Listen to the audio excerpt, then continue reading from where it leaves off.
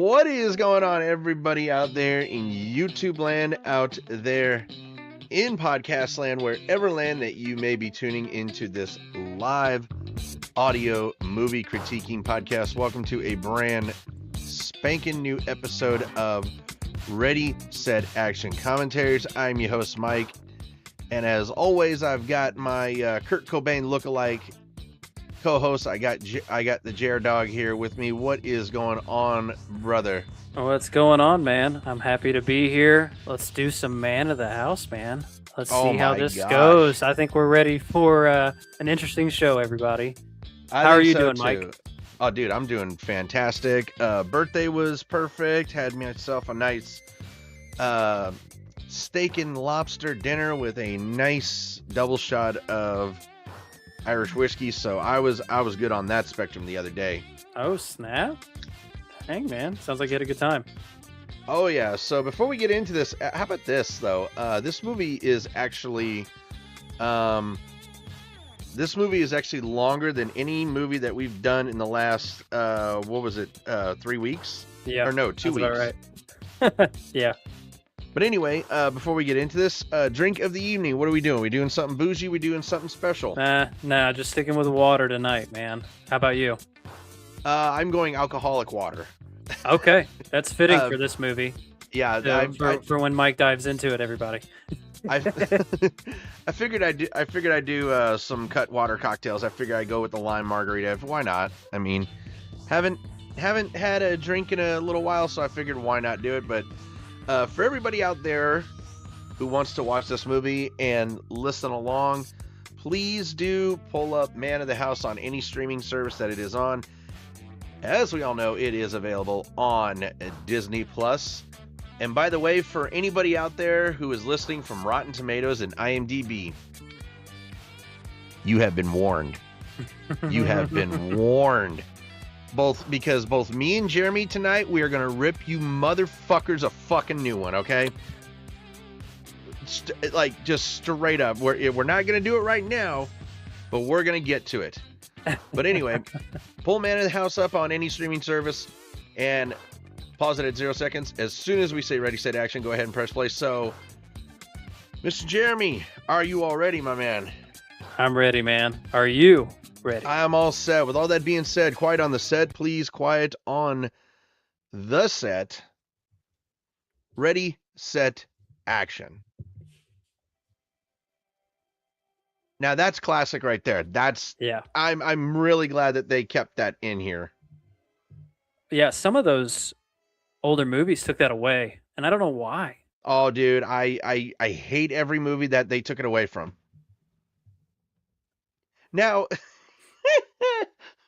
real first thing quick. I want to go ahead and say that this movie it's supposed to take place in, I think, Seattle, Washington. Yeah, it's supposed to take place in Seattle, Washington. That's not Seattle right there. That's not even close to Seattle. That's fucking Vancouver, BC. It's crazy how they think that those look alike in some capacity. I definitely think he does say Seattle in this, so I think you're right. Oh, that's I'm sorry. Like, you want to know the funny thing is that this kid looks so much like, oh my God. Yep. Okay, rest in peace, Farrah Fawcett. I'm saying it right now. I'm going to say it right now, and anybody who says anything against me, you can all just unalive yourself. Farrah Fawcett, it had to be one of the most beautiful women to ever live. Hands down. I mean, let's put it this way. At the time of her death, even at the age of 62, the woman looked beautiful. The woman looked amazing. Such a young age too, man. Like 62. Yeah. Fuck fuck cancer. Yep. She was diagnosed with anal cancer, by the way. Yeah, and that's still, I mean, cancer nonetheless. Yeah. It sucks. Even created a kind of backyard garden on the roof where I That's actually Oh, we get no. Wait, whoa. Almost did it. Almost did it. Nope. Mm. Not doing it. Jeremy knows what I was about to do. Good thing you Not do. stopped yourself. See, look at that. Now, is this Wait a minute. How do you think that people think that right there was Seattle, Washington? so? I've never been. I've always wanted to go to Seattle. You know this. So I've always been confused. Is that not? Are they still in Oh, Canada there? that is Vancouver, BC. Yes. Okay. Now, I think this is kind of funny because Bonnie Bruckheimer actually produced this film. Wife of course, Jerry Bruckheimer. Interesting. Oh, dude, remember those days where we used to wear like those T-shirts that were like 2 sizes too big for us? Yes. Dude, Yes. Always, dude. but it had to be a washed T-shirt. You know, like the Yeah. style. It had to be a washed style T-shirt. Yeah. 100%. And jeans was a big fad, like just the jean material Oh my too. God, Yeah. yes. Like right here, he's wearing like a little jean jacket or jean shirt. It looks Yeah, like. denim jacket. Yeah. Yeah. You know, I will say this. I think Jonathan Taylor Thomas, who at the time of this movie, he was one of the biggest child actors at this point. Yeah. Federal courthouse in Seattle. Yeah, right. But They think everything's in Seattle here. exactly. But again, like I think it's funny because Jonathan Taylor Thomas, who had done the voice role of young Simba in The Lion King, he Mm-hmm. was on Home Improvement. Jonathan Taylor Thomas was making a name for himself. Dude, he had such a crazy stack of movies that came out early 90s, mid 90s. And he was on Home Improvement, one of the most popular TV shows ever. Oh yeah, Home Improvement. Yeah. I was waiting for it.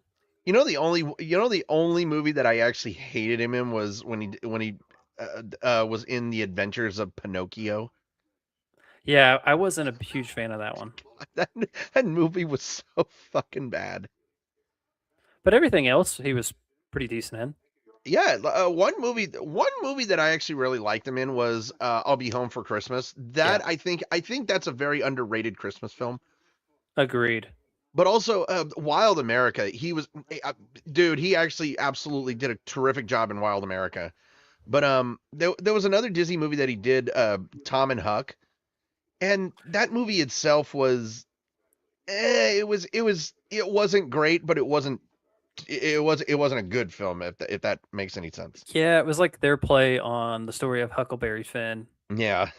And it was just like, yeah. Now, I think this is kind of funny because Jonathan Taylor Thomas actually said in a on a podcast, I think it was a couple of years ago, that working with Chevy Chase was actually a really huge honor because he knew Chevy Chase from the National Lampoon, the National Lampoon, um, National Lampoon films. There we go. And but Chevy Chase has always been really well known for being a very tough person to work with. And Yeah. but Jonathan Taylor Thomas said that Chevy was really they worked very well with each other. And I think this is kind of funny because this was Jonathan Taylor Thomas's debut film appearance. It was his debut film appearance, not voice role, because he did a voice role, of course, in The Lion King. Yeah. But this was his actual first role. Yeah, the rep on Chevy has just grown in most recent years. He's got a documentary out, and I think he was expecting it to be more positive than it was, and it really wasn't. Yeah. Even the cast from the show Community that he was on, if you guys have ever seen that, Yeah.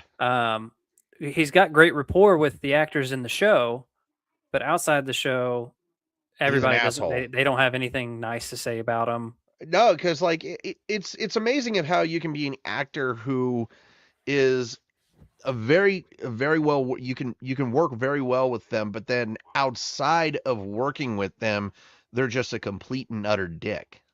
Yep. Exactly. I think people look at his characters that he plays and the SNL Yeah. stuff, and they're like, "Oh, hey, he's a funny guy. He's probably pretty Okay. decent in real Okay. life." Once again, can we please look at please look at Oh, that hey, city sky. look what they added in there in the very back. Did you see that? It's not the Space Needle. Yeah, I know, but they added it back there just to Did fool they actually? everybody. I don't think they added that. I think that's something that is actually a part of Vancouver. Really? They have a Space Needle? Okay. Okay, first of all, I would not be walking on that beach with all that algae, low tide. Ugh. Yeah, it's gross. But they have a Space Needle there in I Vancouver? think they do. Oh, well, they tried to make it look like Seattle. That's a weird. Once again, let me just put this: the washed style T-shirts or shirts. Like, look at the shirt on Jonathan. Like, it looks like it's either twice or three times bigger than he is, and I love it. Mm-hmm.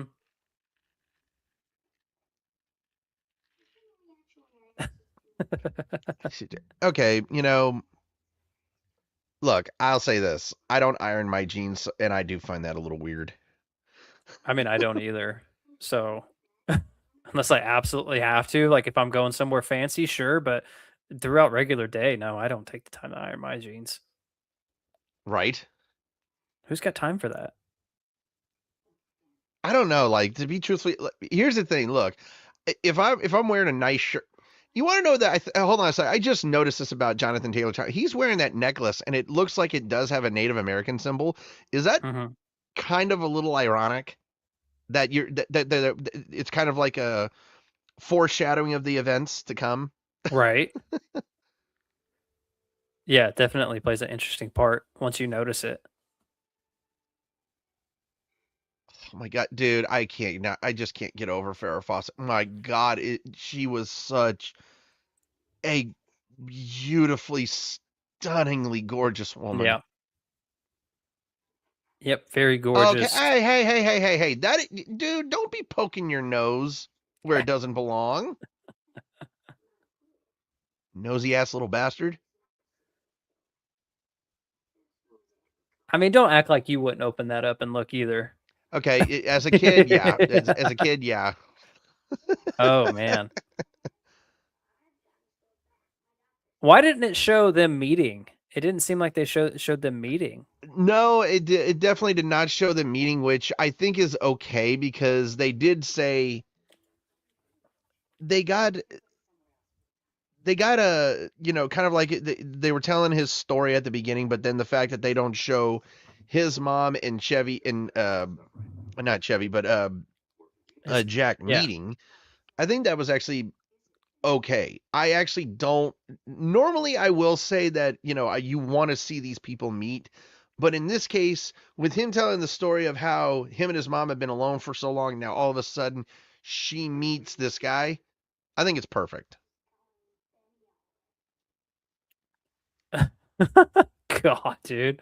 If that had been if I had said that to my mom, what would have happened? Right?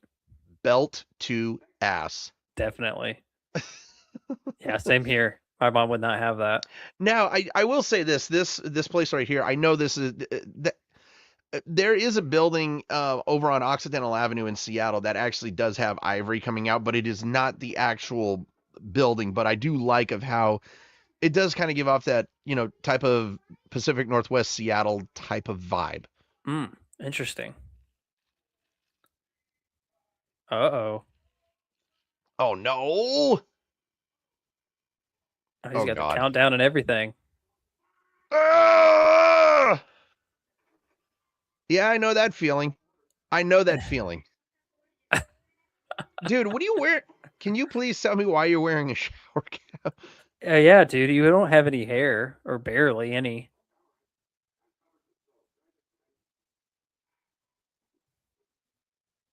It doesn't look like you're covered in soap. It looks like you're covered in shaving cream, to be truthfully honest. Yeah, dude. Okay.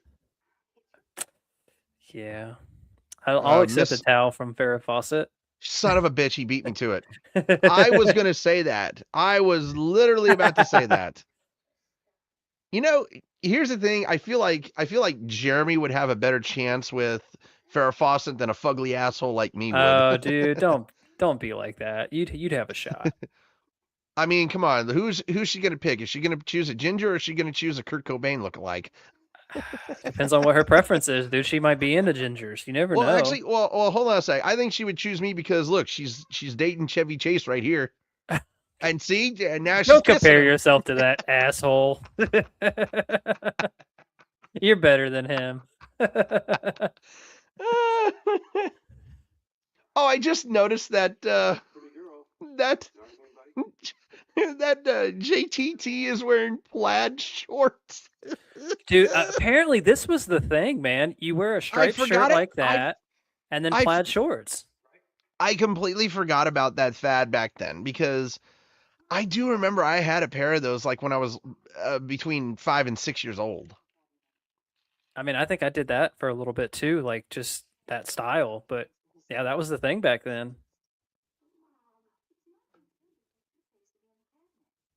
I was gonna say, kiddo, you really have got to look. I will say this. Look, I have been in his spot, not at that age, but where my mom was dating somebody and I was not really approving of the person who was moving into the house, but at least I made compromises, you know. Right.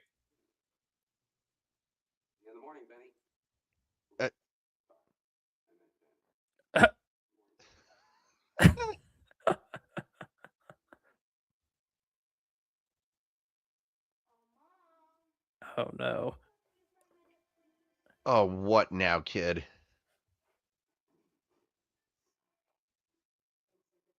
What's he oh. Oh, okay. I was like, what? Wait a second. Oh my gosh.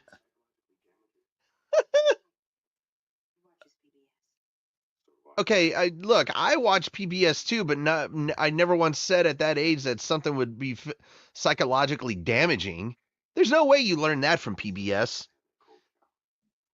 I'll be completely honest, he probably learned it from Fox. Yeah. Probably a commercial on television. Oh, hands down. It had to be from Fox. Right. Either that or CBS. Man, that's got to just be really lame. Yeah, it's just really lame right there. Am I the only one who thinks that people who sleep in pajamas like this, like actually climb into bed and sleep in pajamas like this, are very weird? Oops. Oh, well, that's slightly unfortunate. Oh, yeah, that's gonna hurt. Oh gosh.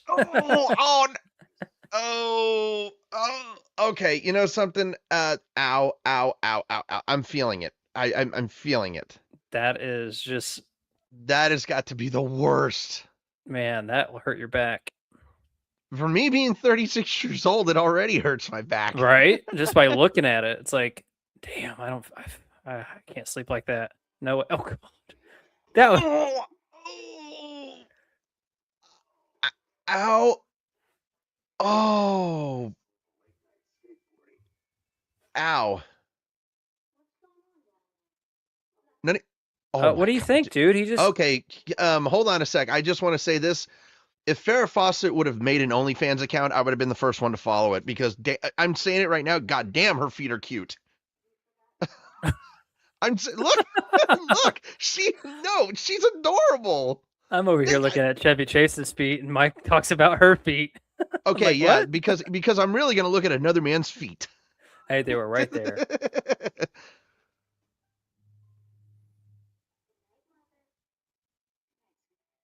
Oh God, Farrah Fawcett, why can't you be alive? Come here, get some ginger real quickly. You need some ginger in your life. Oh God Almighty! Mike will fly you out to the real Seattle. As soon as you come back from the great beyond. Right? Oh no! For God's sake, man, this kid. Dude, this kid, man. Nosy as hell. Let me go ahead and reiterate what I was actually saying again is Chevy Chase wearing those freaking pajamas and everything. Yeah. Am I the only one who thinks that people who wear like those pajamas into bed, like actually wear them into bed or completely wear like satin pajamas are just completely strange people. I mean, I don't know. I mean, I think it depends on the individual. Oh, dude, no! Oh God! Oh my, dude, you're making. Oh, that's a huge mess. Oh my God! And now you got a freaking fire. Oh my God! Oh, that's brutal. You've only been in the loft for one night, and you're already trying to destroy it. Yeah. No, so like, one thing that I was able to do as a kid that I'm not able to do as an adult right now is sleep in jeans. Yeah, I can't do that either. More power to people that can, I guess, but I could never. I think the only, and I'm just being completely honest. I'm actually not even being funny. The only time that I would actually be able to sleep in jeans is if I actually pass out drunk in my bed. And I'm not even joking. I'm actually being serious, but more power to those people who can actually sleep in their jeans. Like, that's just got to be so uncomfortable. Yeah, I think if I pass out drunk, that'd be the only time that I could do it too. Yep, I think the last time I really got, I can actually say this, the last time I did sleep in my jeans was after that Dragon Ball podcast that we did, because you heard me on that podcast. I was super fucked up. Oh, she put on socks. Mike's so bummed out. Damn. Now everybody now knows what you do. And you look up feet online. Everybody's gonna think I have a fucking foot fetish now. By the way, Mark, sorry that I haven't been answering your comments and everything. I've just been like really dialed into this. Yeah, he's kind of being a little obsessed with Farrah Fawcett in this movie. Fair enough. I mean, I don't blame the guy. Looking at her feet. I mean, she was gorgeous, everybody. Like, everybody's going to talk about her in this movie.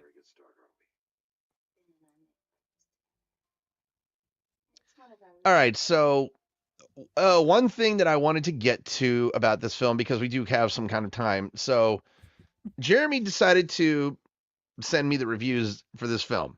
Mm-hmm.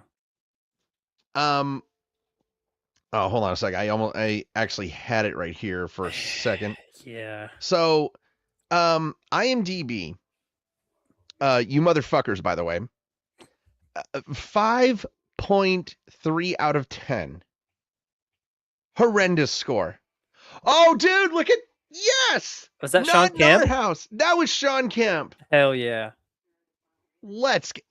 Oh my, dude, look at the cans. You got the Minute Maid apple juice and you got the Diet Cherry Coke can. Oh, dude. Oh, man. Good stuff, man. Now you know you're in the 90s.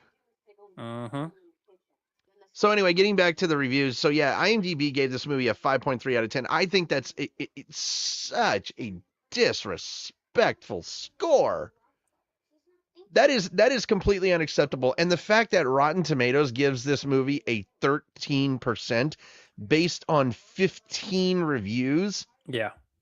Absolutely horrendous. When I first looked that up, I thought I had the wrong Man of the House, because there's actually a movie called Man of the House. There's a Tommy Lee Jones one. And I was like, okay, no, this is the right one. 13% Rotten Tomatoes. God awful.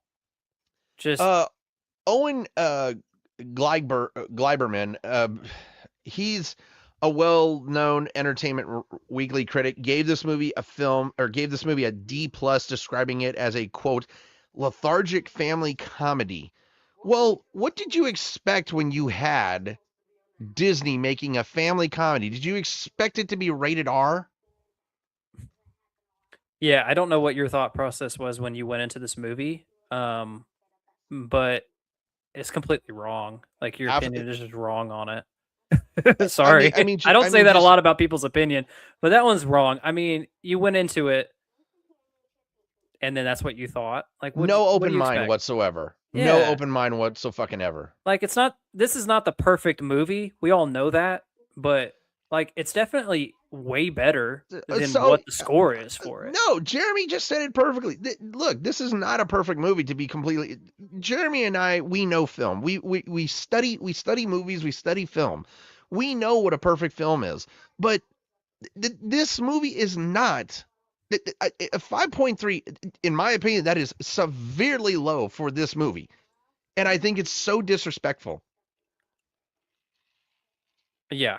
I mean, with the cast that you have, the story that's being told, um, I just think that it's way better than a 5.3. So I completely agree with you. Hands down. Uh, girls has girl arc welding art. I love it.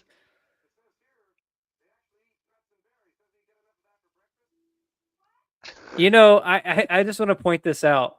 It's so weird to see Farrah Fawcett be the welder, and then Chevy Chase is sitting there in the chair. And I don't mean that in a sexist way whatsoever, so please don't come at me.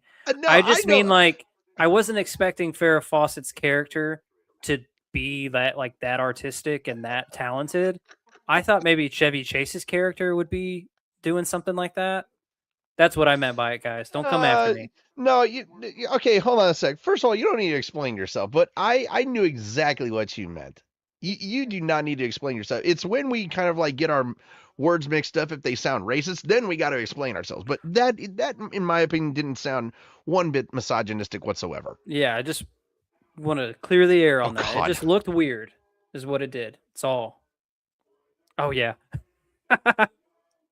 He looks so happy right there. He's so thrilled to be there. Oh my God! And look, it's Art LaFleur, and man. it's George Wendt. Oh, dude, Mark pointed that out in the comments that he was in Norm. There. You know, rest in peace. Norm! Norman! How's the world treating you, Mr. Peterson? By the way, his watch is on his wrist too tight. I just noticed that. I don't know why they do that. I just don't know why they do that. Why do they think that's going to cut off circulation? There's no blood flow going to go through there, guys. Jesus like, come on, man. Christ. Just lower it one notch. You know, I think this is kind of funny because there were some people who actually I looked up some critics, and I know they said that this was slightly insensitive towards Native Americans, and I kind of want to just speak on this real quickly. So I don't understand how some critics would find this movie insensitive to Native Americans when you do have, might I add, you do have Native Americans who are in this film. Or wait a minute, no, it's who is it? Crap. I forgot his name.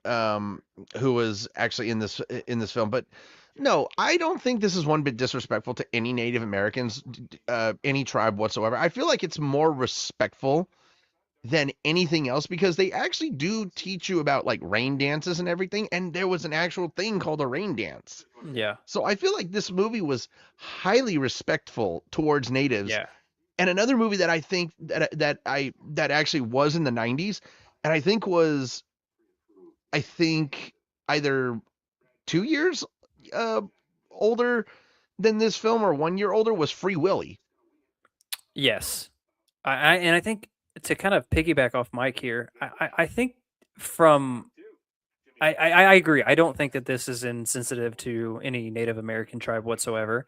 I think this, if anything, it teaches you about their culture and kind of how things were done in the Native American culture. And I think, if anything, it's something new to learn. And I appreciate the hell out of learning something new about that culture in this movie. So.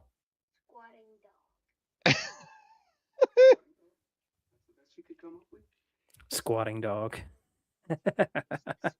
Oh, come on.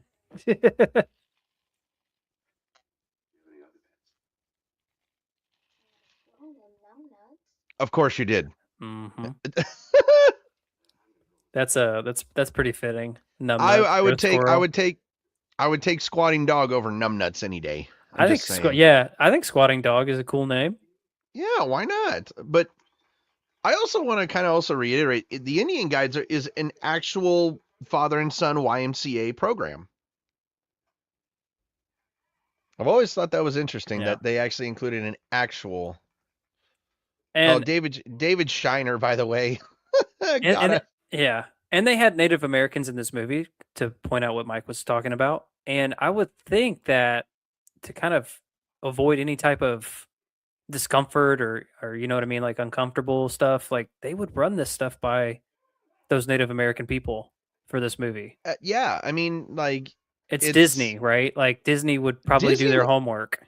I feel like Disney was very highly liberal, like it is still now, and they would have gone up to Native Americans and actually, kind of like clarified everything. Yeah, they want to get it right. Like, and I can understand that. They don't want to get it wrong.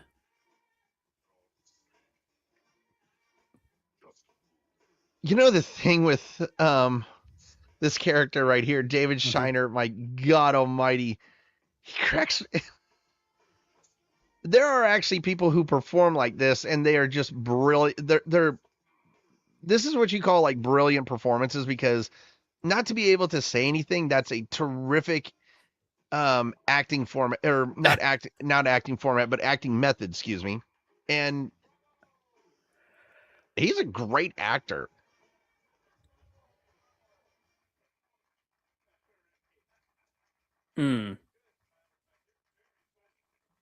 Silent Thunder.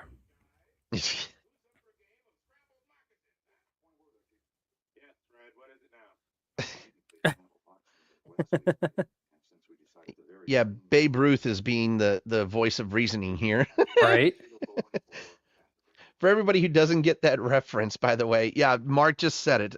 So Art LaFleur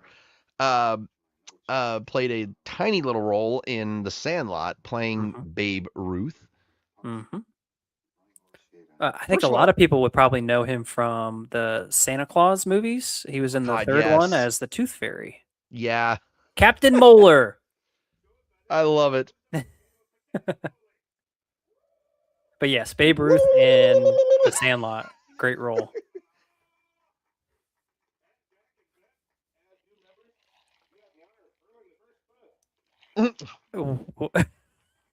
Hurling the first spud. nothing like getting just a random raw potato. Was that Tekken right there? It looked like it, yeah. I think that might have been Tekken. Oh, and they got the Sega poster in the background there. Let's go. Oh, man. Good By the way, times. To all listeners, head over to Ready, Set, Action Gaming. We are posting content daily. How many days has it been now? I think it's actually been almost a full month. We've actually posted daily content on there. I would say, yeah. I would say at least one video a day, it seems like. Or there's been shorts. But yeah, content every day. Shout out to Anthony, our editor, for absolutely doing great work. I know he wants to make shorts over here on the movie commentary channel, but I'm just like, nah, stay right here. Stay on the gaming channel.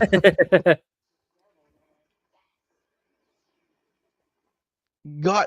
Oh man. My God. Oh. Okay, I can definitely, if this movie would not make it past anybody today, because that would be, I guarantee you, if they would have seen this in the theaters about 10 minutes later outside, there would have been a nice protest.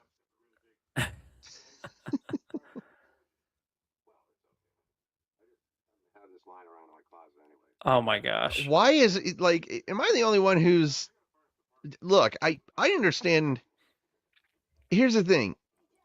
There is such a thing as being fluent in sarcasm, and I'm completely fluent in sarcasm. I learned that from a Jewish guy.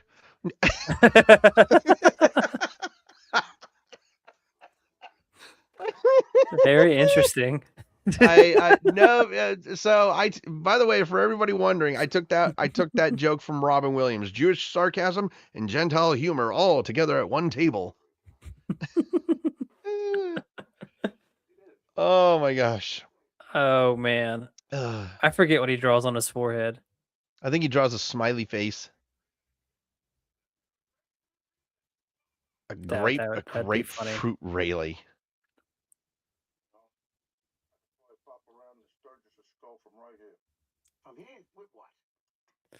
Hey, this was your typical '90s random cops PG movie. PG cops that showed up in all the '90s movies that had police in it. Dude, did he just pull out the Pierce Brosnan 007 gun?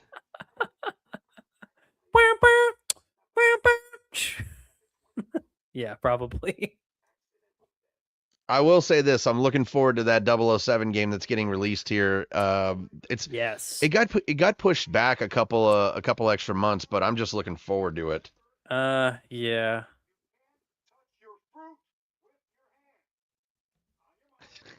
Oh yeah, definitely a smiley face.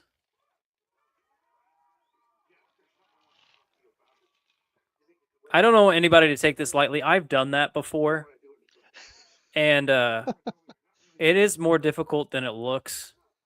Oh no, that is because extremely difficult. You have your hands tied behind your back. You can't use your hands at all.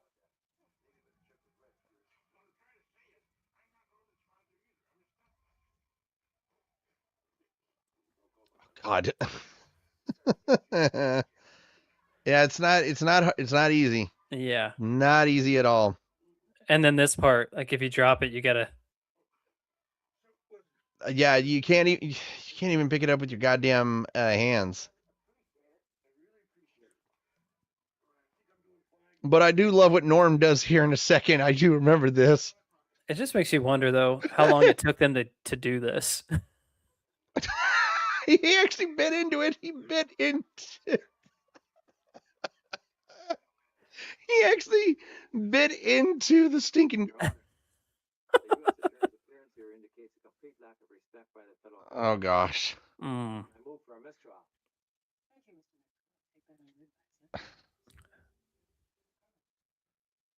Oh no. Oh, dude. Oh my gosh.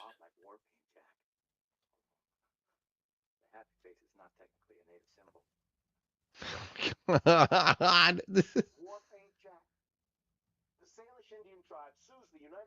Salish? It's Sahalish. Wow, you. Okay, you know something? I actually I have a problem with that one. Salish, it's Sahalish. Unbelievable. You can't even get that right, can you? Nope.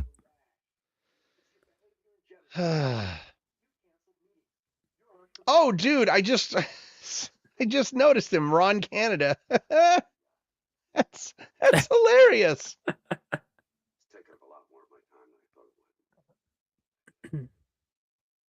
Yeah, you're absolutely right, Mark. Jonathan Taylor Thomas, he actually retired from acting when he was very young, but he did actually make a couple of cameo appearances in Last Man Standing. I always loved those little cameo appearances that he did in there.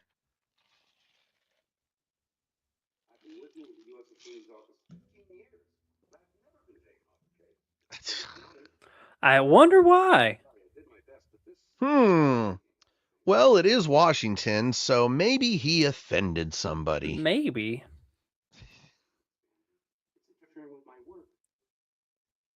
For everybody out there wondering, here's the thing. I live in Washington State, so I know what the absolute fuck I'm talking about.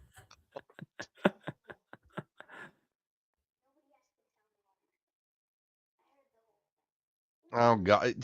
Yeah, nice. Oh, snap. See, I love how he's just putting on this act. Right.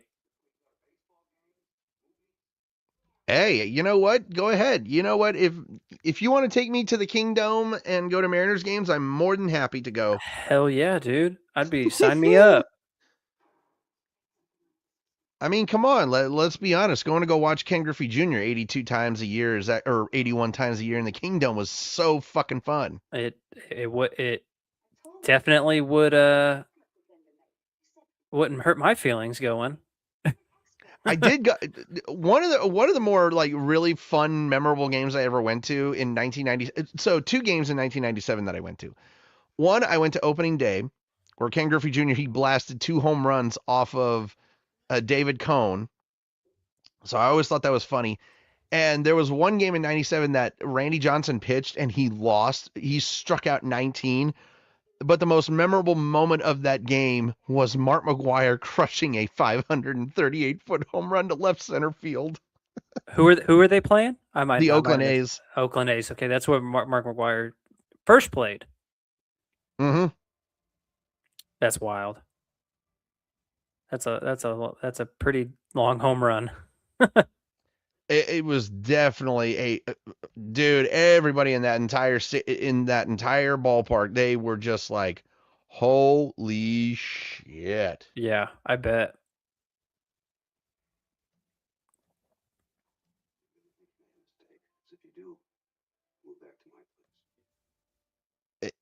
Oh, come on, dude. Yeah. Don't give up now. I was gonna say, like, you're making strides. Dude, people would kill to be where you're at. Don't give up. Don't let her out of your sight, man.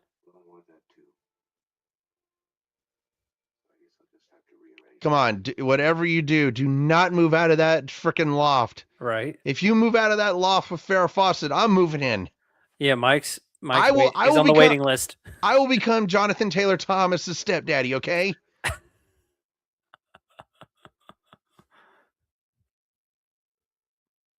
For Farrah Fawcett, I would jump off the Narrows Bridge for her.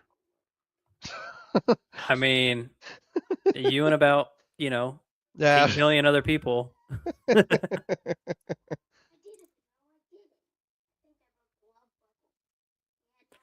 Oh, hey, man. Classic throwback computer. Look at that. Mm-hmm. I bet it's got AOL dial-up. I don't know. Maybe it had it at that time. AOL was a thing. I think AOL was actually a thing in 1995. I think hold on a sec. Let me look this up. I know Windows 95 was, of course. Yeah, Windows 95 was there. But I'm thinking of internet-wise. It's got to be AOL, right? So AOL, let's see. AOL did become part of the internet back in 1991. So yeah. So it's got to be. Here's the funny thing. I still have an AOL account. Oh, really? Mm-hmm. I think I started the AOL account back in, I think when I was in high school back in 2008. So I've had it for almost 20 years. Yeah, it's a long time. I know a couple people that still have the Hotmail email. So. Oh, Jesus Christ! Right?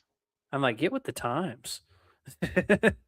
My God! Use a newer one. Golly. I mean, look. I understand. AOL is old, but like, seriously, Hotmail? Yeah.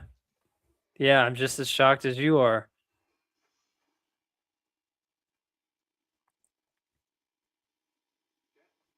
Ah! Oh yeah, dude. Don't scare him. They told me in the office you'd be down here. Yeah, well, this is my classroom.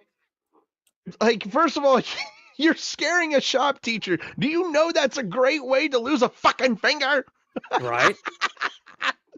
There's all kinds of cutting stuff around there, dude. Saws and shit.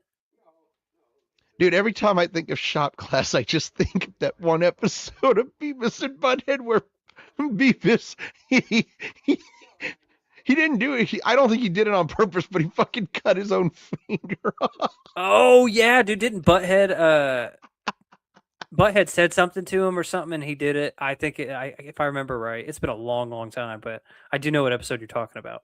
And I still remember because Butthead put the finger in his nose, and he's like, this smells funny. What have you been doing with your finger? And it cuts to Beavis like scratching his ass. Man. Give Butthead some pink nose. Yeah. Classic Beavis and Butthead, man.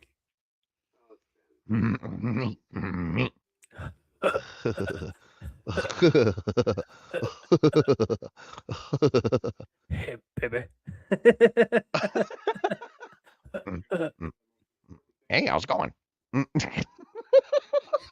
Right? I am the great Cornelio. I need TP for my bunghole. We could do that all day, guys. Oh God, dude. I think. Look, I understand that Butthead's "Hey baby" was great, but it's every time that Beavis entered a room, it's like, "Hey, how's it going?" Yeah, right. Like talking to everybody. Hey, how you doing? I feel like Beavis was the more proactive, like social person of Beavis than Butthead was. Yeah, good stuff. We'll have to do Beavis and Butthead Do America at some point. I don't think we'll stop laughing at that, honestly. Especially when Butthead's dad farts on the fire and Beavis is like, fire. Oh.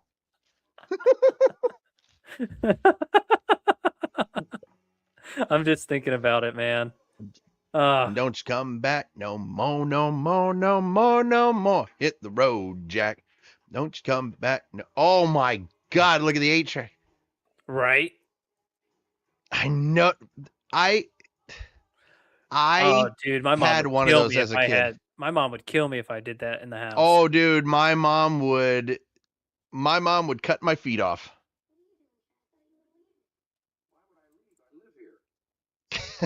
Bum, bum, bum. Backfired. Oh, yeah, dude. You thought for sure he was done. And to prove it, I'd like you to meet someone. Ben, this is Leonard Red Crow. Leonard, meet Ben.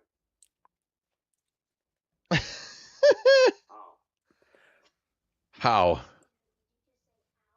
Just a little weird Well, how he hold didn't on, wait, see him wait, right wait, away. I always like to say that. It makes people laugh. Jesus Christ. First of all, when a Native American says how to you, that's their way of saying hello. Teaching of values and skills to children has always been a very important part of Indian life. Besides, I can use the beads and trick his jack off.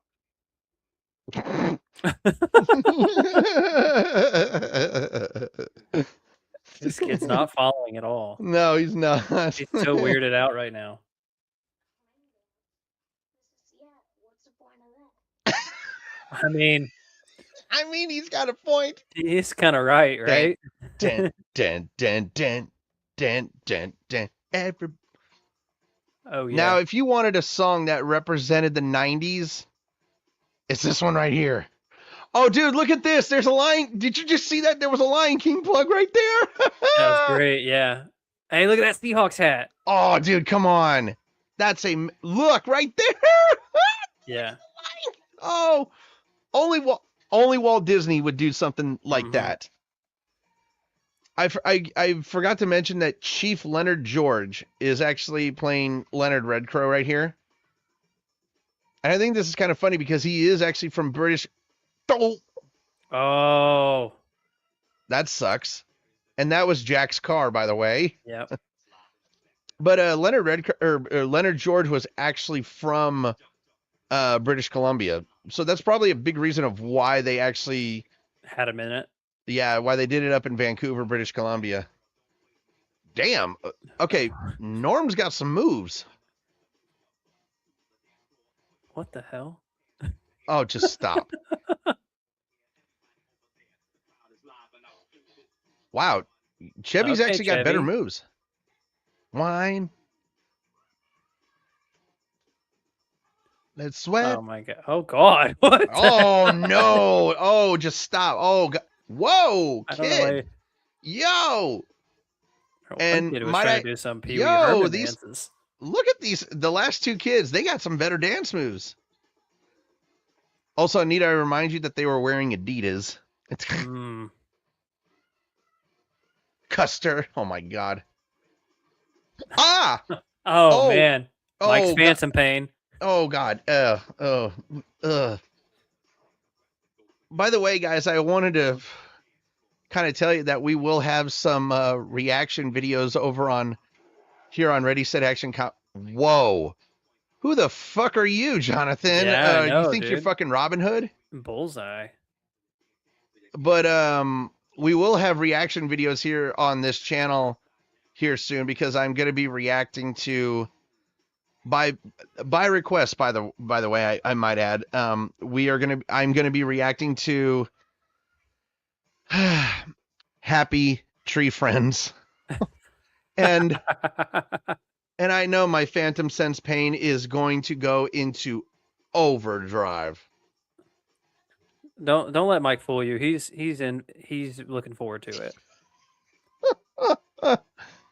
In some ways. Yeah, I'm fucking jumping. In other ways, not so much. But you'll catch on when it happens, guys. You'll know exactly what's going on. Oh, Okay, it's raining. Real quickly. First of all, that was a terrible effect that they did, where they were just literally spraying a hose. Now that was a better shot right there. That was actually a better shot right there. Yep. They got it right on those two shots. And not at the very beginning. Not at the very beginning. Mm.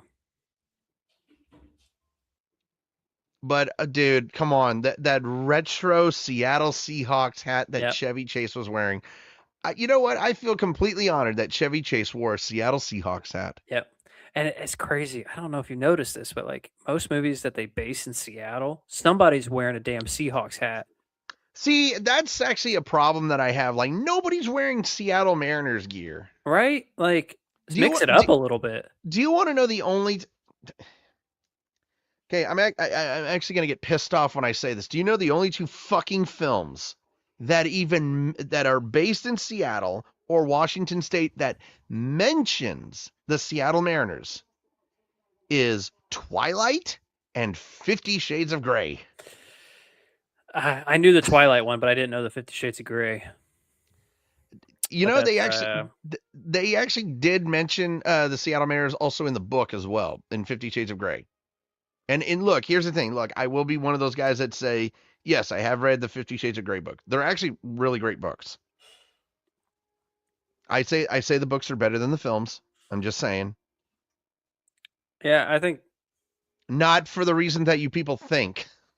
I know, but I think people would agree with you. Most of the time for that movie, the books are always better.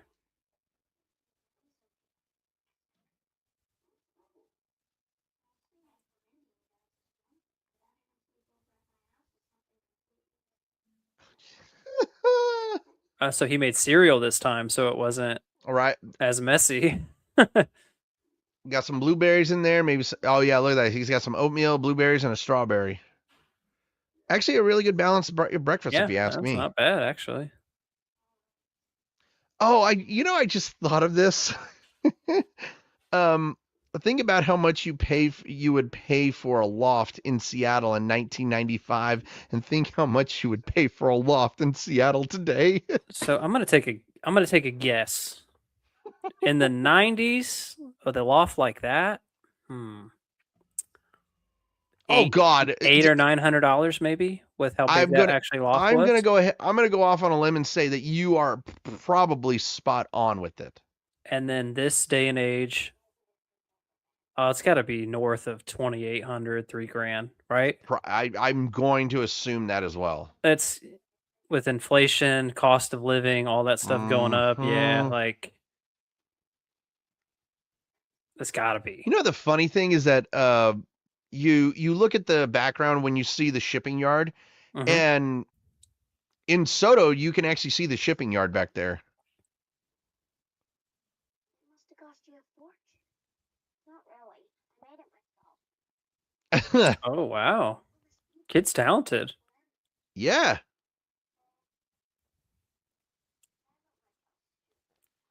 Oh. Okay, don't make us feel sorry for you. Come on, don't be that kid. Don't be that kid, please.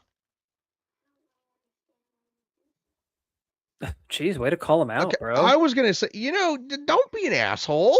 Maybe that he enjoyed doing that. I was gonna say, like, hello, like the kid, you have been in this like YMCA group for a while, so you would assume that he would, think that you two are becoming friends. That's why he did it. Dude.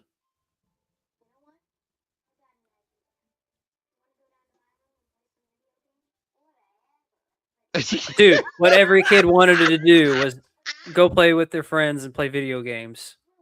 in the 90s. That was the thing to do. Like you always wanted to do that. But also, let us just also say this. Back in the 90s, what was the one thing we did besides play video games? We went outside and fucking played. Right. Yep. And the street lights, all that stuff, that was just a suggestion to like, hey, get home. I will say this. Look, I had a friend who had a Nintendo 64. I had a friend who had a Sega Genesis, and most of the time, what are we doing? We're outside playing. We hardly played video games. The only time we actually played video games was at nighttime when we were supposed to be inside. Yep. And by the way, do you guys know what the signal is in the 90s for us kids to be like, yeah, it's time to go inside? It was called the street lights. The street lights go on. That was the signal to go back inside. Yep.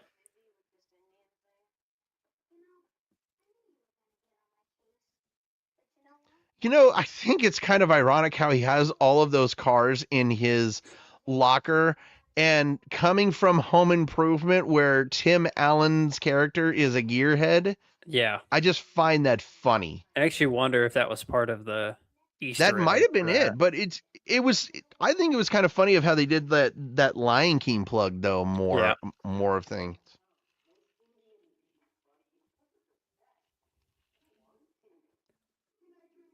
Okay, the kid on the right. What the hell, dude? Okay, the kid on the left. I'm going to say this right now. The kid on the left with the ponytail.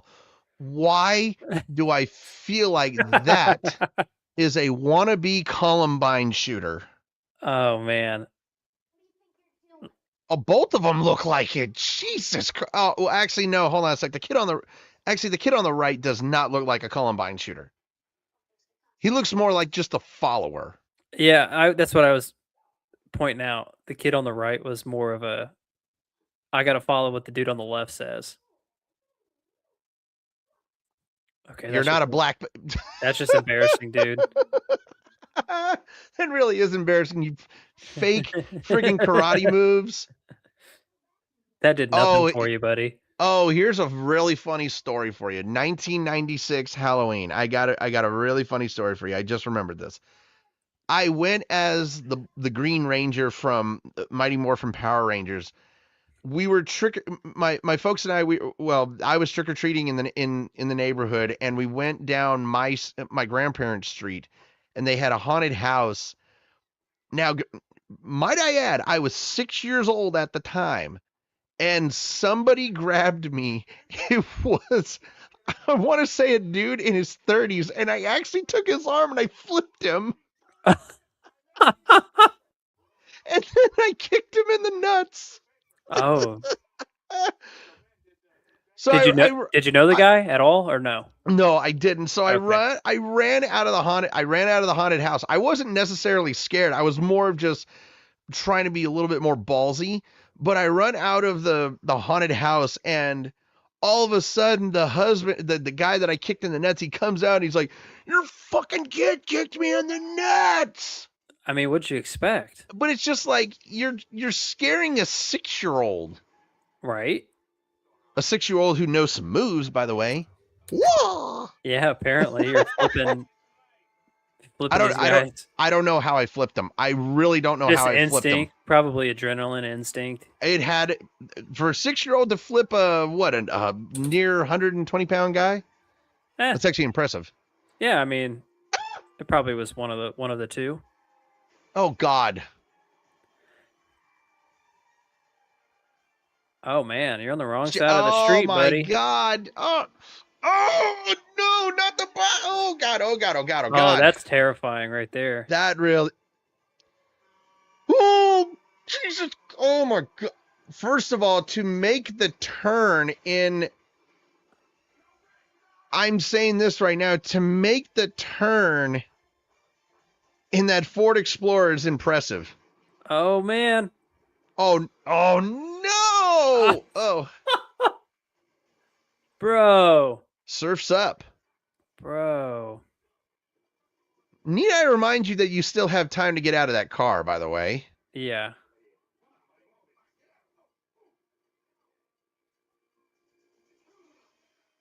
Okay, there's that wannabe Space Needle in the back. I just saw it. What do you mean he should be? Dude, do you realize that doors can open? God, okay, I don't understand him. Doors can open even if they're underwater. Now I do know where they're trying to kind of like. Now I think it's funny. All three of them except Jonathan Taylor Thomas's character has Adidas on. But no, the area that they're trying to recreate right here is like right here next to right next to Husky Stadium on Montlake on Lake Washington. So I understand. I actually like this recreation. I mean, at least they're trying. Attempting. Yeah, they're attempting to make it look as close as they could.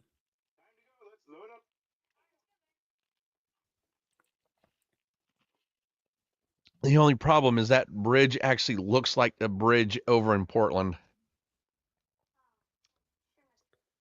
I was going to ask if there was a bridge like that. Yeah, so there is a bridge like that out in Portland. Whatever's keeping it's gonna be pretty important too. Ugh. Man, that's kind of sad. You could sit in the middle.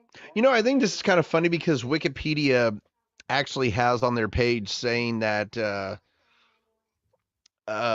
that they cut the brakes on his Ford Explorer, but Jack manages to avoid a more serious crash and ends up in Puget Sound. I think it's kind of funny because that necessarily. Hey, how are ya?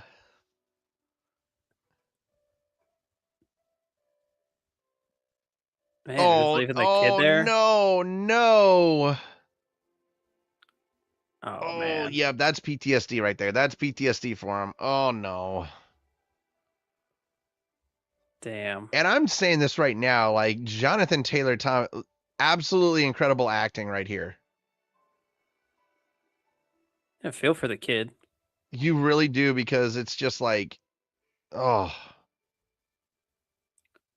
Yeah, just throw that in the lake. Get rid of it. Well, I mean, don't do that, right? For the fishes. Yeah. I'm just saying, get rid of it.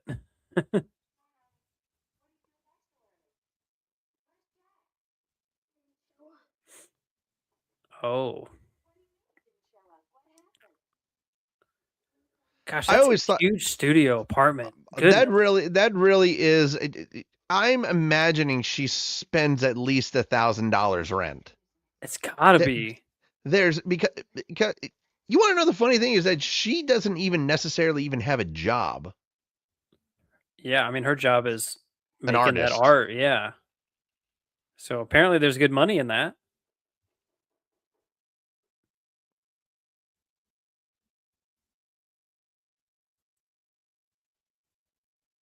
How is it that Farrah Fawcett can just make a sundress look incredible?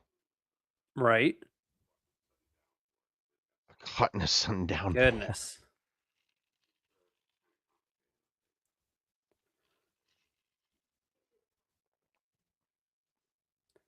Oh man, this ain't gonna work out for you, buddy.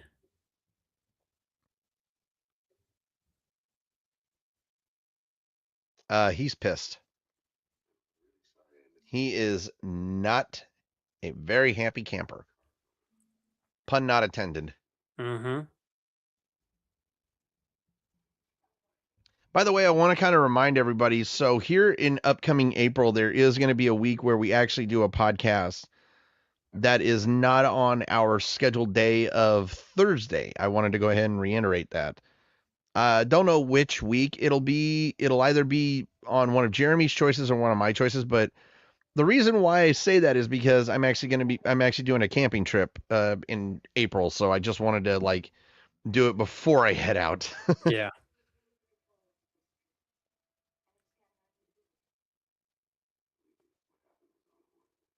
Dude, just tell her what happened. Dude, come on, man.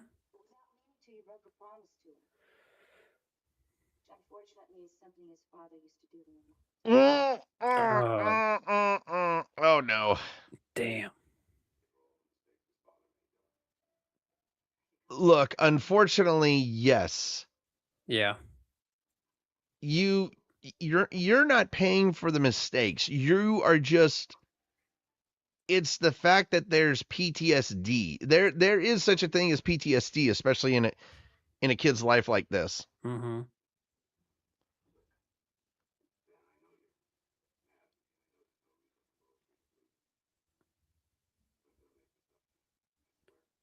What's he playing? Space Invaders or something? I think he is playing Space Invaders. Holy shit. Dude. I was trying to figure out what he was playing the entire time. I love it. Freaking Space Invaders.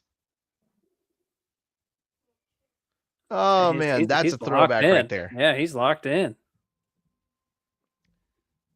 There were only those PC games that you could just play, and Space Invaders was one of those games. Like when it came with that joystick type of controller. Right? Yeah, I mean that's so cool. That was like the coolest thing when you had a computer. Oh, God, dude, there was this PC game that I played as a kid, and it was, oh, dude, it was such a weird type of Halloween game. And it was for like I think second or third graders where you got to figure out like math problems and all that stuff. Oh yeah, yeah. Yeah, where you got to save these kids from like an but I evil forget witch. the damn name of it. I don't, dude. The name's escaping me big so time. Fucking glad that you remember that game too. I played it too. That's how I remember it. I just can't think of the name. This isn't a negotiation. It's an order. I'm trying to look it up right now. Either way, I'm not going to Portland. I wouldn't go to Portland either. Yeah, you're not missing much. Especially nowadays. Right? I mean, they do pump your own gas. So like that's the only thing they do. That's like the only thing though, right? Like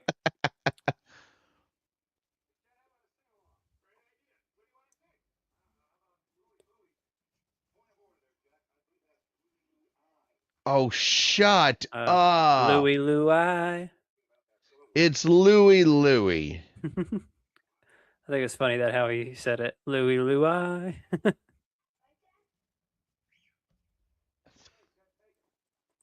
So he ended up going? I guess well they went on a camping trip. Oh, this was okay, so this is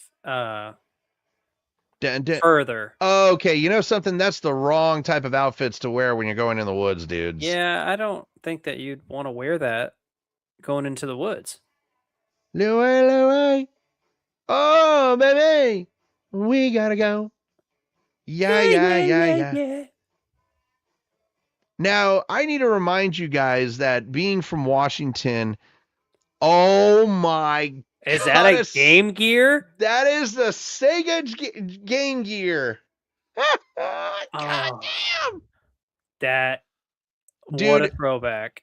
Dude, think about this. Remember the old Game Boy Advances, like of how thin they were, and then just how big of a dude. Look at the big ass block of that thing. Right.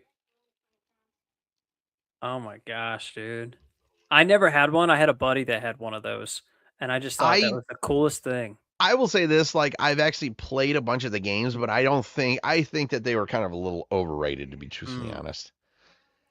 I think it's because I didn't have one. I thought it was so cool. That's usually how it goes. But anyway, no, I think it's kind of funny of how they played Louie Louie in a movie based in Washington, because so here's a really fun fact, really fun Seattle Mariners fact is whenever I went to games after the seventh inning stretch, they would always play Louie Louie, and the Mariners had recently just went back to doing Louie Louie at T-Mobile Park. Oh, awesome! Oh yeah, dude. Okay. I see what I see what they're doing. They're trying to make. Ow! What, dude? Why? Stop! Please stop! You're hurting my head. This is like a scene from the Three Stooges. Oh my god! Jesus Christ! Tell me that's not something you would see from the Three Stooges. That really is some Three Stooges horse shit. Oh no. No. Don't do it, man. Ow, ow, ow, ow, ow. Ow. Now I feel like they're doing this on purpose. Oh, God. Please don't do it again. Please don't do. Ow! This has got to be the most dramatic, like, overselling of getting hit with something that I've ever seen. Oh, my God, yes. Oh, wow. You did such a horrible job. Jesus. Oh, what the hell? Okay, boys, might as well settle in. We're gonna have to spend the night. Yeah, no. Tell me, okay, before I get into it, please tell me that you noticed the problem right there. I did. So for anybody who is wondering what the problem was, these motherfuckers came into the woods wearing suits, wearing dress shoes, and the kicker is they have no fucking camping gear. And they're spending the night. God, of how stupid. I mean, complete idiots. Jesus Christ. They had to have known going into the woods that they were going to eventually spend the night. Why wouldn't they just be like, hey, I got us some gear. Plan ahead.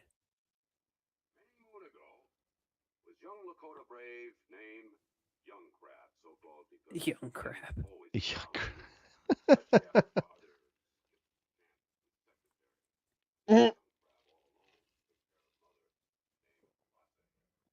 Lots of hair. You know, I will say this. Farrah Fawcett, she did have a lot of hair. She sure did. But it was gorgeous.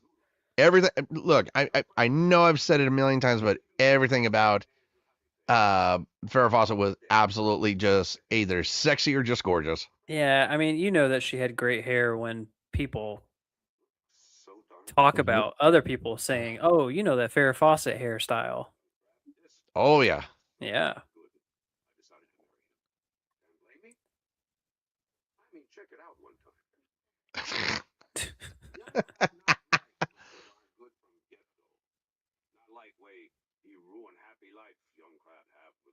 First of all, I love how Chevy is just talking in this horrible, stereotypical Native American crap. Oh my gosh.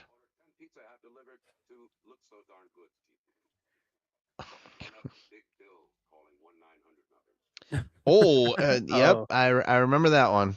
I remember that one. I would be pissed. Right.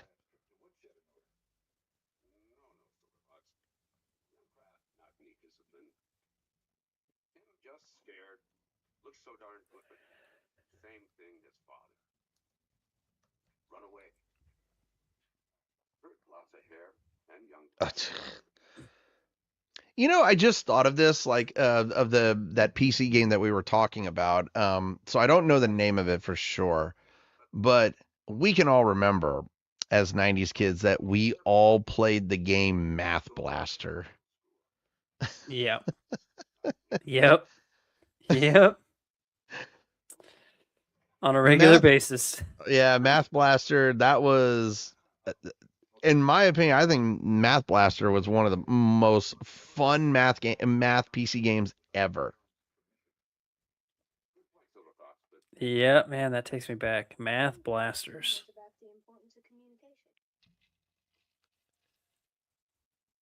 This is coming from a kid whose dad doesn't even talk. Silent Thunder.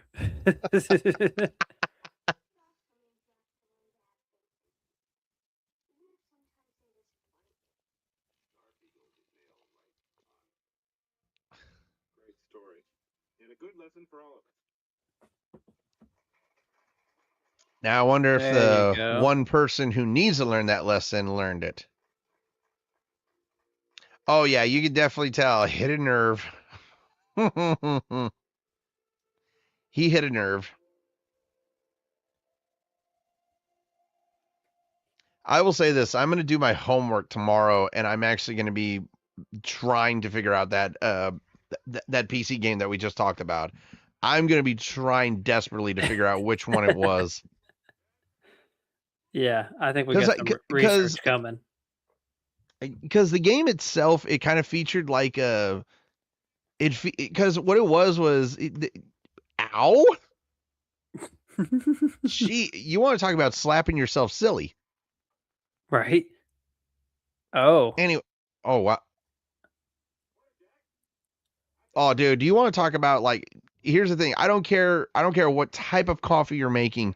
When you make coffee freshly off of a fire that you made yourself, for some dumb reason, that coffee is so satisfyingly good. Yeah, there's just something about it being out in the wild and like having it. That's why I can't wait to make my own coffee here in April. Is it a long camping trip? Just a couple of days, basically, just like camp overnight, go hiking that day, sleep overnight, go hiking the next day, and then just come back home. There you go. Damn, look at all them canteens. Oh, God. The fact that he's actually standing... Bullshit. Oh, there's no way. There's He's not that talented. No. Who the hell do you think you are? Tim Allen's son in Jungle to Jungle? Right? No way. Oh, dude, that's another movie we got to do. Yeah, we do. Somebody recommended that. Was that Anthony? I think it was Anthony that we did Jungle. No, that was Mark. Mark. Yeah, well, I was gonna say one of them recommended it. At some point. Oh, look at the logo right there on the back of the hat. You saw it. Oh yeah, starter. Everybody in the motherfucking 90s. We had starter gear. That was,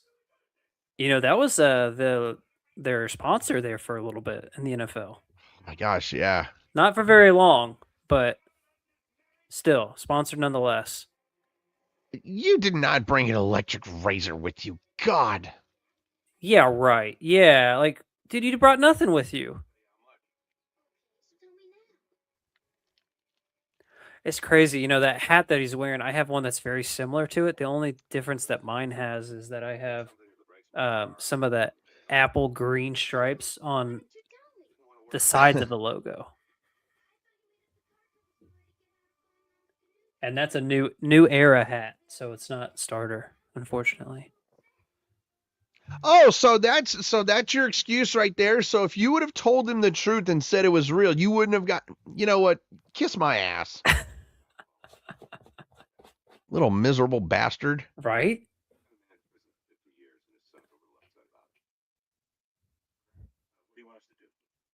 By the way, I think you want to know the funny thing is it's kind of ironic. I'm actually wearing a Seahawks snapback right now, but it's not a '90s one. It's a more recent. It's a more Super Bowl one. Yeah, you're damn right. It's that, and it came in the day after my birthday. I thought it was funny, and I've been wearing it ever since. The Super Bowl. Yeah. The Super Bowl. First of all, I will say this: the new era that they're doing, like the rubber straps. Snapback hats, I like that. I actually like that new design. I didn't know they were doing that. Yeah, so they actually started doing like instead of doing plastic, they started doing like a little bit of like rubber material. Okay. Interesting. The only thing that I will say about New Era is stop with the pre-curved bills. Please stop pre-curving my hats. Yeah, they tend to make them that way. I don't know why.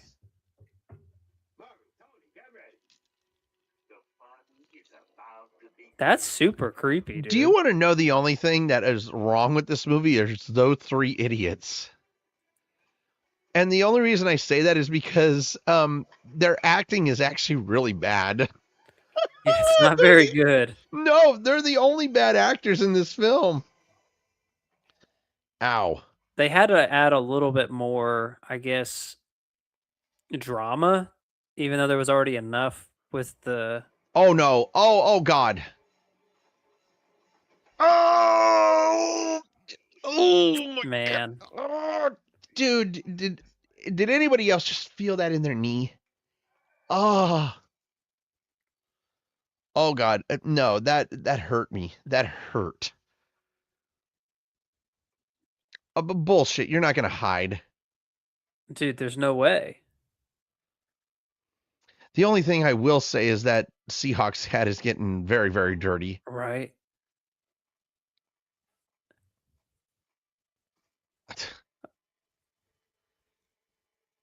It's Ben. Gesundheit. I came back here to help you. What do you think? I don't need any help. Really? You look like you need help. Right?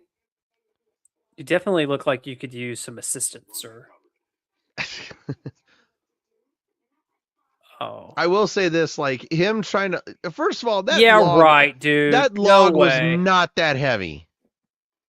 There's no way. Look how easily that one's moving. There's no way that. Chevy Chase could handle that himself. There's no way. I was gonna say. Unrealistic. That just reminds me of Michael Caine in Batman Begins, where he's like, "What is the point of all those push-ups if you can't even lift a bloody log?" Right? Like, come on. First of all, I will say this: the Dark Knight trilogy. We will be doing that trilogy. So we're of course going to be doing the Spider-Man trilogy and the Dark Knight trilogy this year.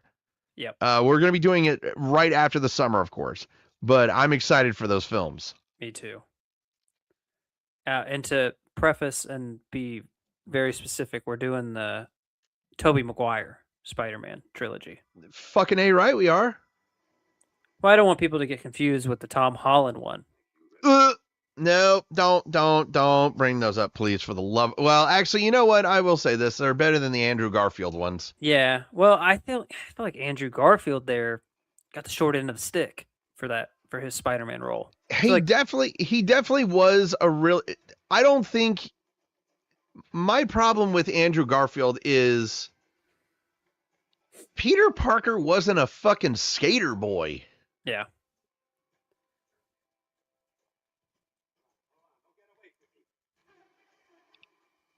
The fact that he's not getting stung is actually really impressive. Very like methodical here. Like he's just very focused and calm, and these bees are not.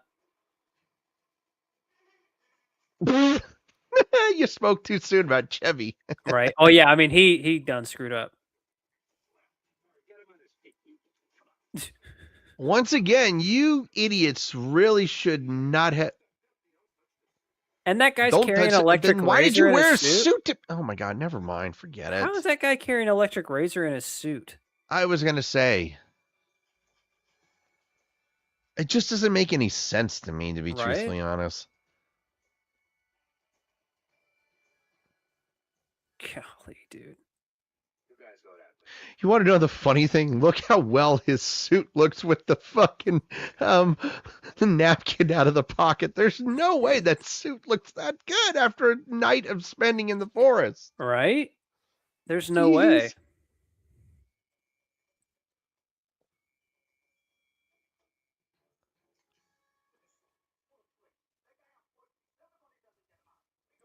Why does it look like they're actually in California? Doesn't look like they're in the Pacific Northwest. Oh my God. The way he's Indian stuff. Dumbass. Look, we got him. We got him. You ain't got nobody yet. Those two are retards. Pretty stupid. Oh, look at this. Hey. Indian stuff. Beat it junk. Beat it junk.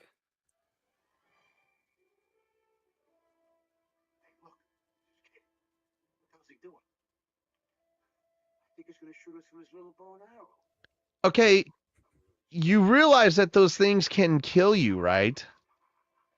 You moron. Oh no! Oh no! Oh God. What a CGI throw. Oh no! Oh! That.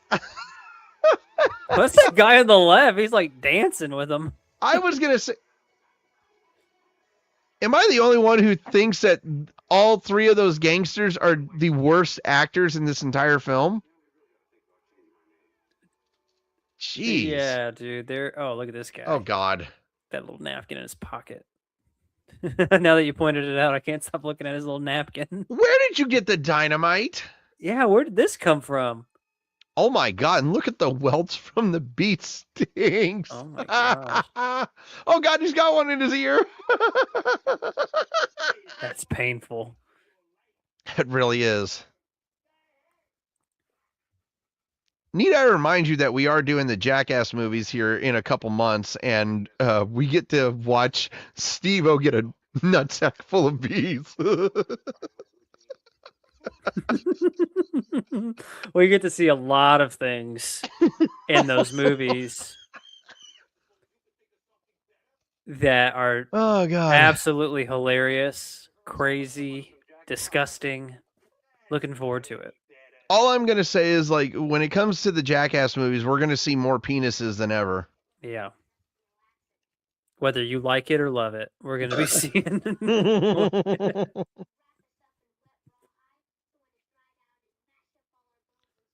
Oh jeez, Whoa. yo. Whoa, bro. That's a little much. Oh, you got that from America's Most Wanted? This kid is sick. If I wasn't gonna kill the two of yous. The two of yous. Oh my. No, he did not. The two of yous. I'm saying it right now. His wannabe accent is horrible. Like a wannabe Italian mob guy. The two of yous. Oh my God. He did not.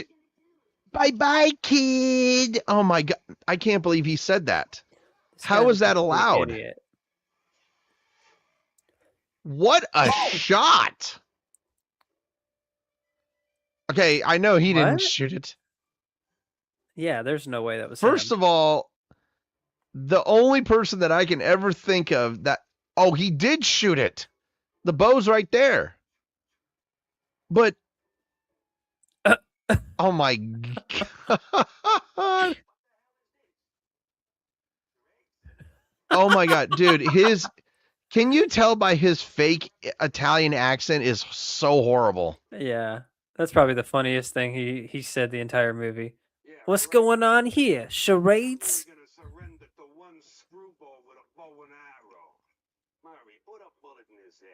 Oh my God, dude, please stop with this fake Italian accent.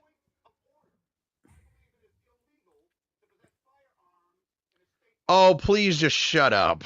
Okay, yeah. Okay, Oh. I'm going to say this right now. Don't be that guy. No, please don't be that person at the department, at the DMV. Please don't be that asshole at the DMV.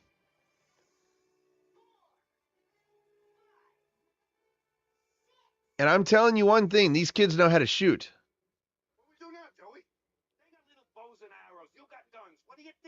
You can... What do you think you do? Shoot him. Whoa. Oh, give me a... Oh, that was... Oh my Yeah, God. right. Look, why is he got his... He's not even blinking. Yeah, okay, right, you dude. know... Jeez. What do you call this? Charades? And then and did you see him on the ground? He was like adjusting his jaw. Yeah. God.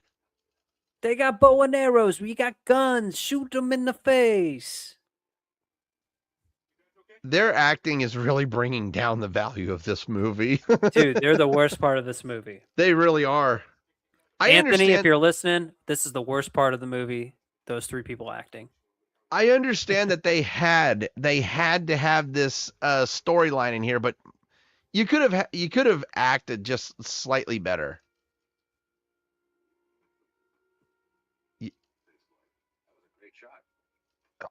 Dude, actually, no, I'm with him. That was a that was a pretty good shot. The shot to end that dynamite trail, like, wow. Only Robin Hood could make that shot. Right? I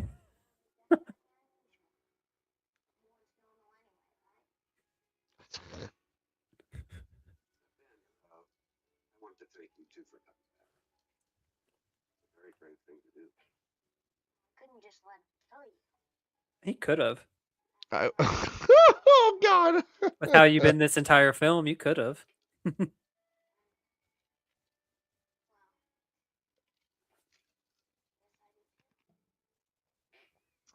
Is that your secret way of saying I love you, Jack? That's a little, yeah, Cheesy. probably, yeah. Like, I'm not gonna come out and say it, but I'm gonna say this. It's gonna be meaningful the same way. Oh, that's where they got the dynamite right there. God. You couldn't have made it a little more. You couldn't have just made it a little more nail on the head than explosives.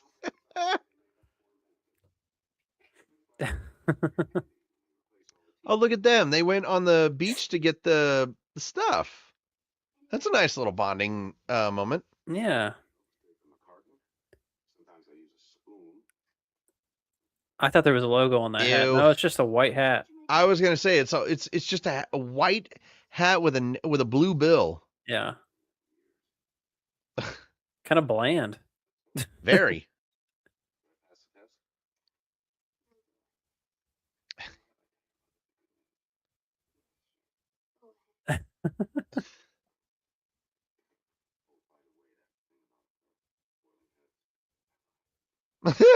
Oh no.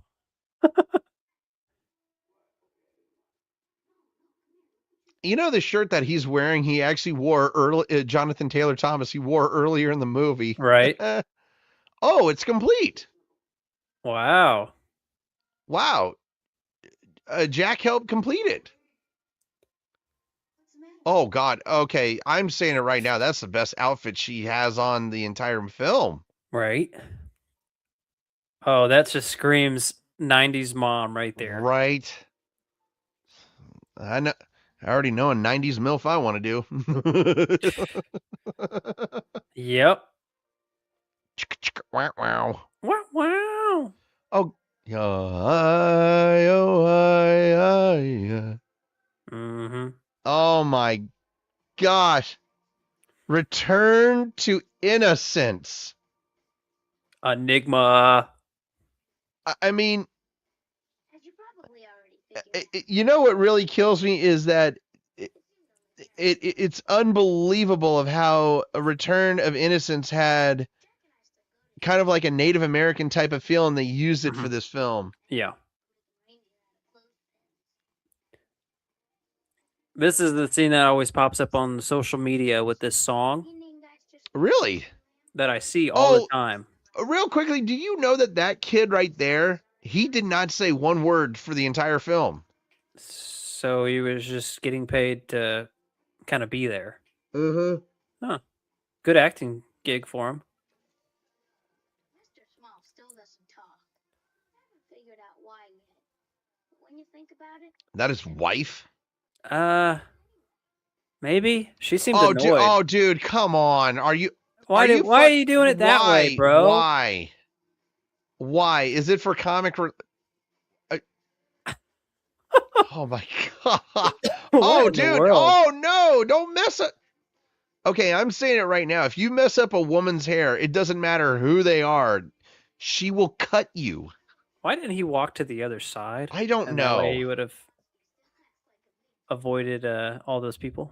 just because you grow up, that doesn't mean you have to stop having fun. You know what? I like that right there. Just because you grow up doesn't mean you get to stop having fun. Right. I 100% agree with that.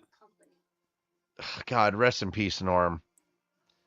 We lost him last year. It's Norm. Norman. He says he's even thinking about joining the Indian Guides, as long as he doesn't have to sleep outside on the ground. Pathetic. You told me 2 months ago. I'm going to be the one to say it. That's the only black kid who will join a Native American YMCA group. I'm saying it right now because I have several coworkers who are African American, who all my camping adventures, everything, they're just like, that is just such stupid white people shit. Yeah, well, white people are crazy. Yeah, us white people are just really stupid people. Yep. How much do you want to bet that YouTube is going to flag us and just be like, this is offensive to all? I mean, I don't think it is. I don't Hell think no. it is. No, it's There's not no offensive. way. There's no way. Because making fun of white people is the most American thing you can do nowadays. Right? Man, if a white person gets their feelings hurt because we're talking about our own race, like, come on. It's like one of Chris Rock's jokes. You know the joke that I'm talking about. I do, yeah. Yeah, it's like that joke. Right? I can't say it on the air. I can't say it on here because we will get canceled right away. Yeah, you guys can go look that up later. Golly, you got the kiss Farrah Fawcett. Man. You lucky son of a bitch. Oh, man. Oh, my. Yo. Dude's living the dream. I'm serious. Golly.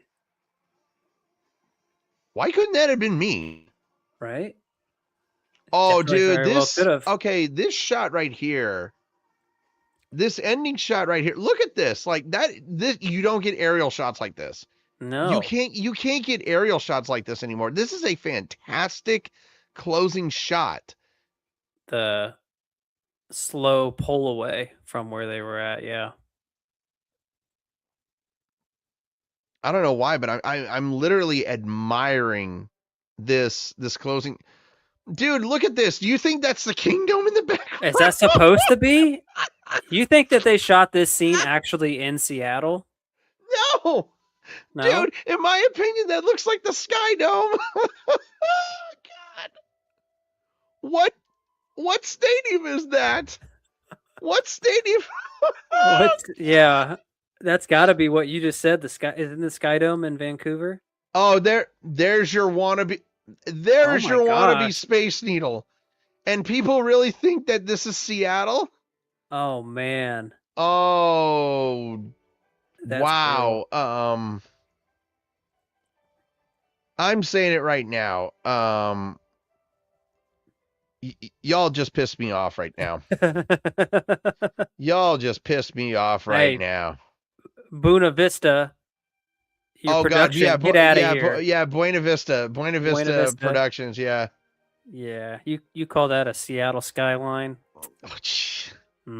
Oh, the Pacific Coliseum in Vancouver, by the way. Oh. So it was in Vancouver.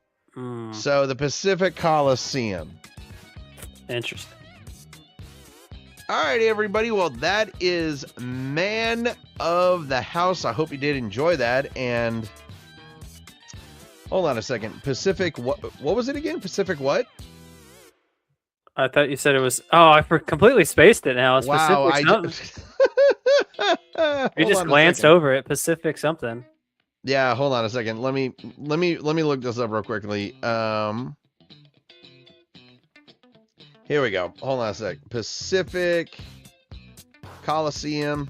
Here we go. I got it right here. So Pacific Coliseum is located... Yep, there we go. I got it. So it is located in Vancouver, British Columbia.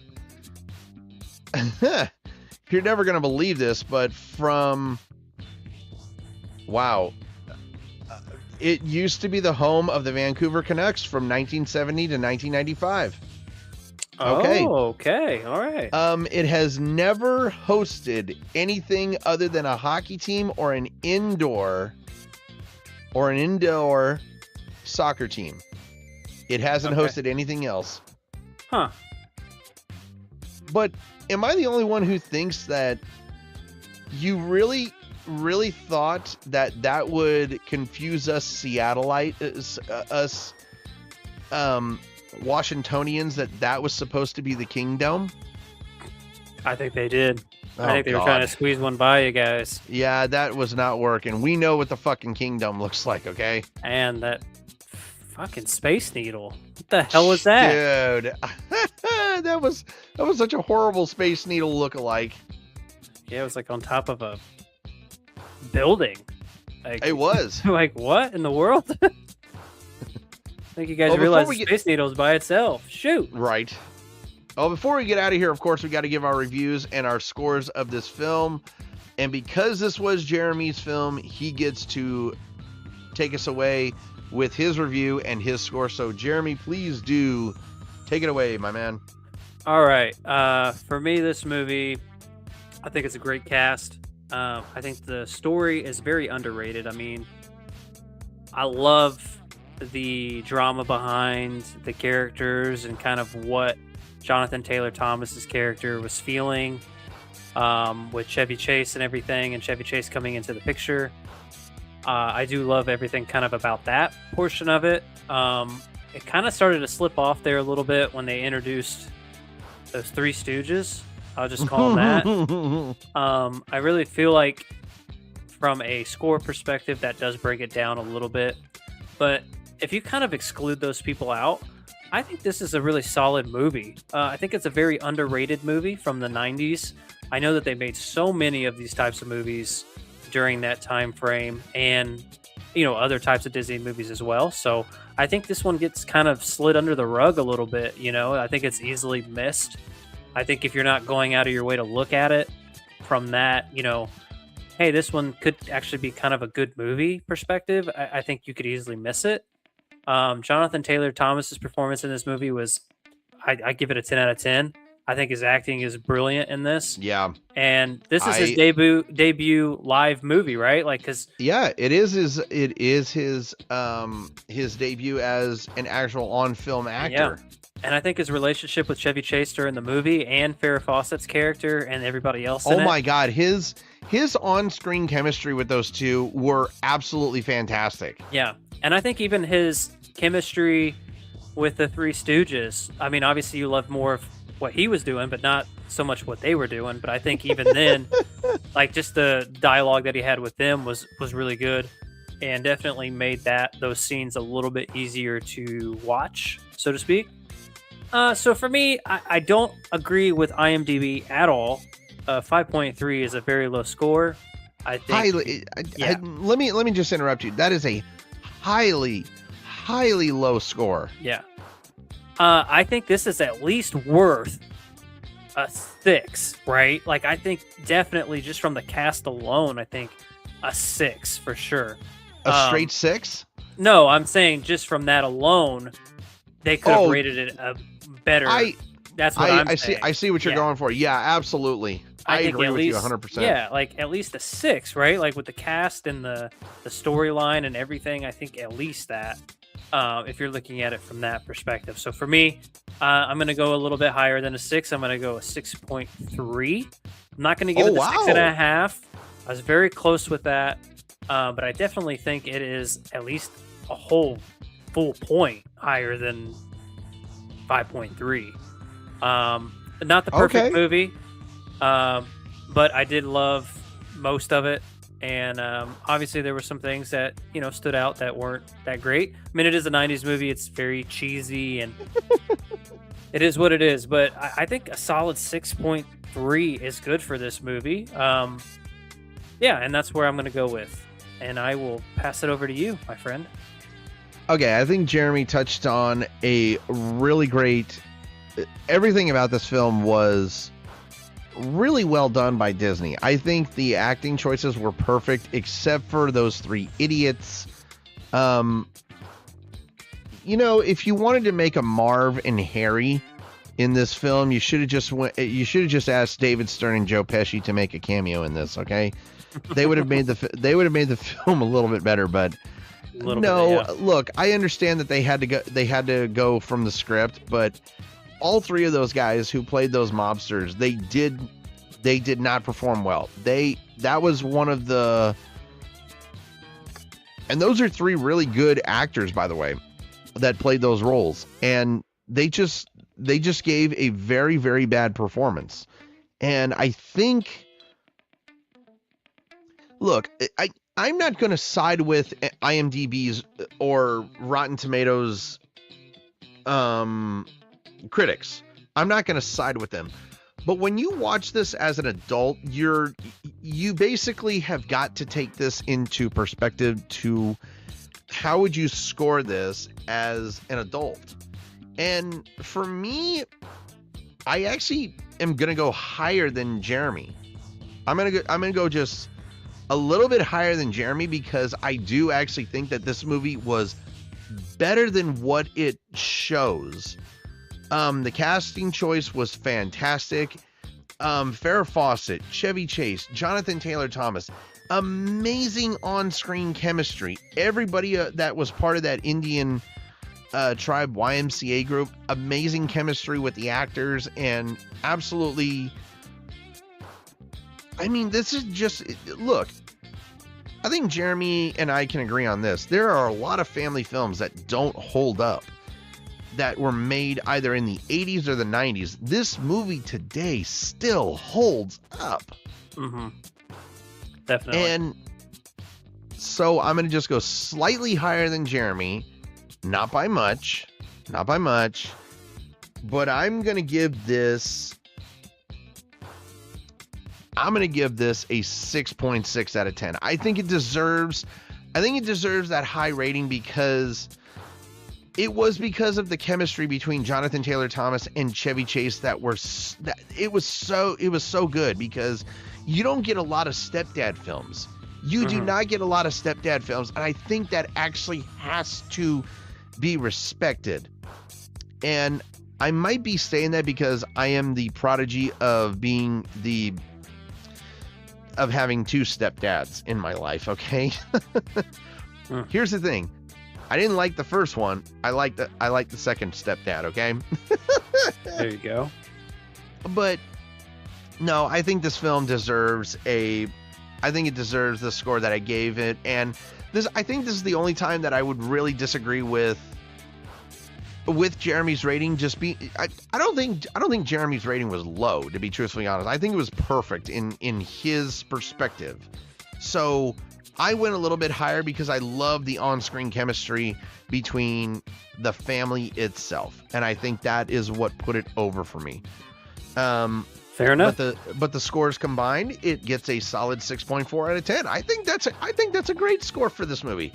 I think a 6.4 is a perfect score for this film. Combined scores. Definitely better than 5.3. Hands down, better than 5.3. Goodness. Jesus Christ. Well, tonight I'm going to be doing some homework because, well, actually, here's the thing. In about 20 minutes, if you go over to our Twitch channel, you will be seeing me do a Twitch stream of Teenage Mutant Ninja Turtles Hyperstone High. So you guys excited about that? I know you guys are excited. I know you guys are excited. So hell yeah, man. Oh, did you hear Jeremy's little excitement? I don't know. I felt it felt a little bit more excited than expected. Dude, why did it sound it sounded like your voice there for a second, and then when you did the deep voice, I swear, dude, it sounded like the movie time guy that used to do movie phone. And I was like, oh my gosh, that's perfect. Oh man.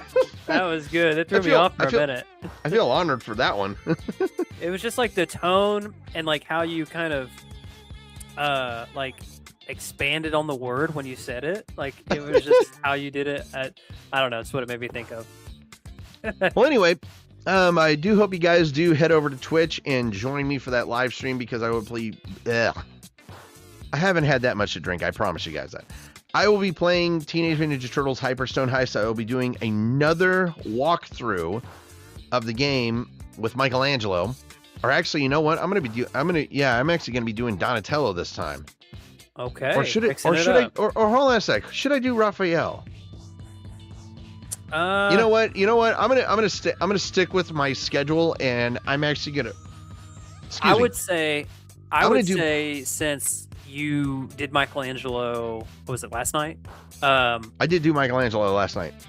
And you came so close. Hey, I came so really close. And maybe I learned. I think you got to run it back. Maybe I learned from my mistakes. I think you got to run it back with Michelangelo. You think? Okay, you know what? I'm gonna go with Jeremy. I'm gonna go with Jeremy. I'm gonna run it back. I'm gonna run it back with Michelangelo. So let's see if I can actually beat the game this time. I came very, very close. And then if you can't for some odd reason, go Donatello. Then you switch it over to Donatello. Yeah, I think then that's when you make the switch. But I think you came so close on that stream last night. I think you owe it to yourself to run it back and get that. All right, you know what? He's not wrong. He's not wrong. I think you'll feel better about it too, if I'm honest. If you can get that dub with Michelangelo, I think you'll feel better about the whole thing. Oh yeah! Oh yeah! Ooh, yeah! Oh my God! Okay, you know what? I just was trying to go Ryan Macho Man Savage. It just sounded like Jeremy was going. Oh yeah! It sounded like Kool-Aid. I swear to God, it sounded like Jeremy was going. Oh yeah! It's like while he was having sex, for God's sakes. Oh God! That was a little much. I think that was a little much. Jesus Christ! Oh man! I tend to go overboard with some of these jokes. I swear. Yeah. And thanks for subscribing, guys. We sure appreciate it. Thanks for sticking around as long as you did. All right. Thanks, Mike. If you got everybody out. Yeah. Please do head over to Ready Set Action Gaming though. Please subscribe to the channel. We're getting subscribers. We've actually been getting a couple subscribers yesterday, so we're kind of making the jump there. Please head over to Twitch at Ready Set Action Gaming. Please do follow our Twitch. I swear to God, I have not had that much to drink. But tomorrow night we're going to be doing Pokemon the movie, the Pokemon 3 the movie, and we are going to be wrapping up our Pokemon marathon next week. We're not going to be doing a double feature next week because I don't want to burn us out. I don't want to burn either one of us out. But that is going to do it for this episode of Ready Set Action Commentaries. Once again, please do subscribe to the channel. If you're not already, please hit the little bell icon. That way you get notified whenever we go live for podcasts like this. And with all that being said, have a good morning, have a good afternoon, and have a good night, whatever time you're listening to this podcast. Thank you so much for joining us on this episode of Ready Set Action Commentaries. That is a cut, wrap, and print.